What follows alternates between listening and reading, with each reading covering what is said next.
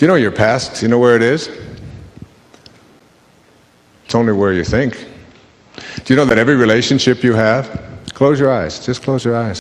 Just close them. Okay, where's your husband? Where's your wife? Where are your children, your grandchildren? Where's your ex-spouse? They're all in your mind. Open your eyes. Now they're gone. Close your eyes. There they are again. They're just in your mind. You carry your relationships around in your mind.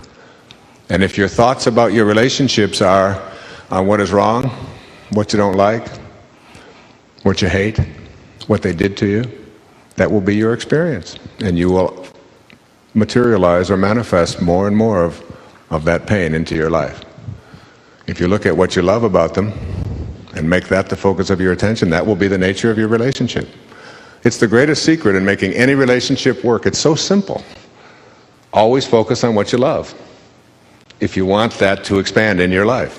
When you look at someone that you're in a relationship with, look at what you love. Because what you think about is what expands. I'll be talking about that a little bit later on. About not giving energy to the things you don't want. Because what you think about is what expands. And if what you're thinking about what you don't want, then more of what you don't want will just keep showing up. It's the only way it works. So now I'd suggest to everybody in this room and everybody listening that you take an eraser to all of the wounds of your past and you just send them away. And don't make them your calling card anymore. And bring the presence of God to those problems. And the presence of God is nothing more than a higher, faster energy. It's all energy. Everything is energy. As Einstein said, nothing happens until something moves. And spiritual energy is just energy that moves very fast and at very high frequencies. And problematic energy is very slow and very low frequencies. And when high, fast frequencies are put in the face of low, slow energies, they are nullified. They dissipate. They can't survive. There's a song that they sing at a lot of the churches that I speak in. It says, "Surely the presence of God is in this place." It's a great affirmation. Anytime, or the affirmation from A Course in Miracles, I can choose peace rather than this. But surely the presence of God is in this place.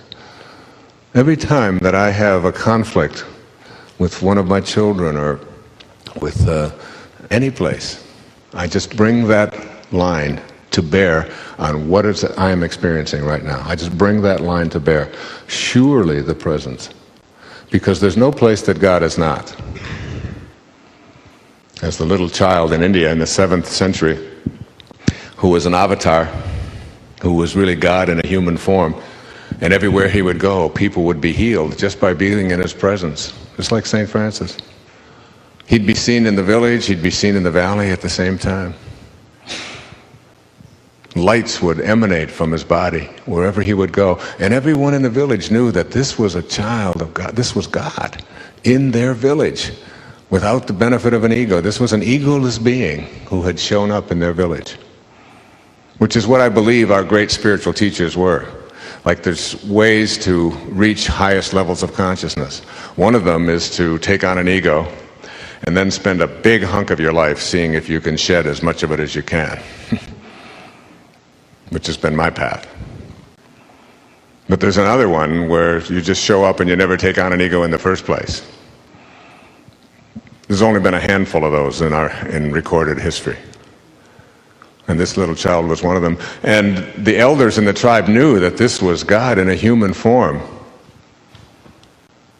And they went up to the little boy and they said to him, trying to bribe him, "I'll give you an orange," they said, "if you can tell me where God is." And the little boy, without hesitating, said, "I'll give you 2 oranges if you can tell me where God isn't." It's one of the very fundamental precepts of this entire program, is that there's only one power in the universe, and that is the power of God. And that whenever we see evil, It's nothing more than love going in the wrong direction, away from its source. And all we have to do is figure out a way to get it to turn around and start returning to its source. Because there's only one power in the universe. And every time we think that we are in something that isn't good, like a problem, like disorder, disharmony, disease, discomfort, what we've done is we've used our mind to create a separation from God.